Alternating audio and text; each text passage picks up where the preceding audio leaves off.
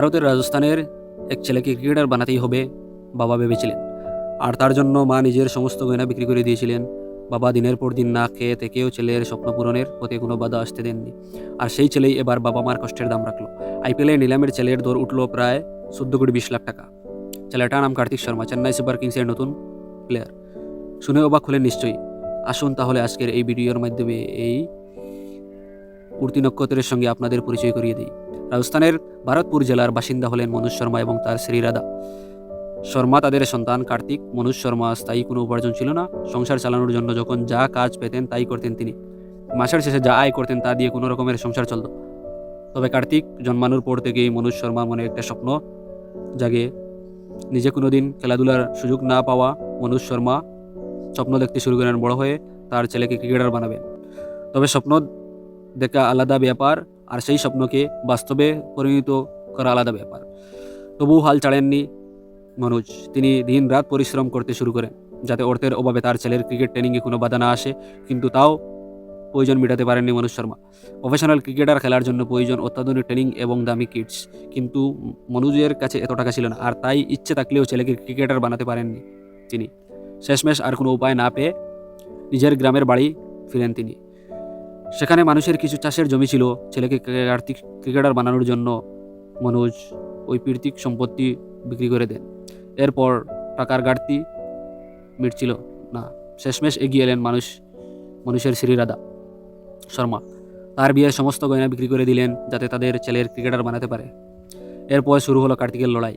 একবার গোয়ালিয়রে একটা টুর্নামেন্ট খেলতে গিয়েছিলেন কার্তিক, সঙ্গে ছিলেন তার বাবা। মনোজ শর্মা ভেবেছিলেন কার্তিক টিম ফাইনালে উঠবে, কিন্তু হাতে এত টাকা ছিল না। 2-3 দিনের খরচের টাকা ছিল হাতে। এদিকে কার্তিক তখন মাঠে জুড়ে তাণ্ডব চালাচ্ছে।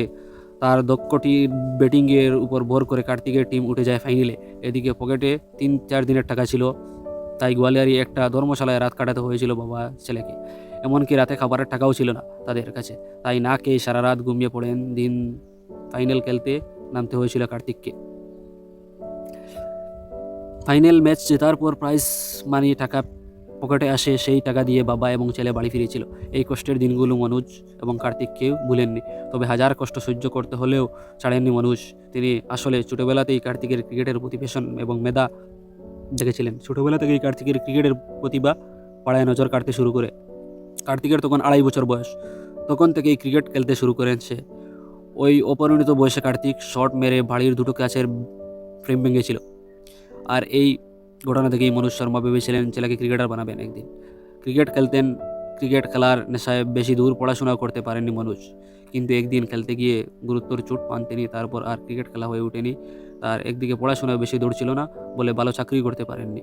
তাই তিনি ছেলের যে ক্রিকেটার হোক, তবে আন্ডার 19-16 খেলার পরেও একটা সময় এমন এসেছিল যখন কোনো দলই খেলার সুযোগ পাচ্ছিল না। কার্তিক অন্য কেউ হলে এই সময় হাল ছেড়ে দিত, কিন্তু টানা 4 বছর কোনো টিমের চান্স না পেয়েও অক্লান্ত পরিশ্রম করে গিয়েছিলেন কার্তিক। আর শেষমেশ ভাগ্যের শিখেছিল এই বছর চেন্নাই সুপার কিংস 14 কোটি 20 লাখ টাকা দিয়ে তাকে দলে ভিড়িয়েছিল।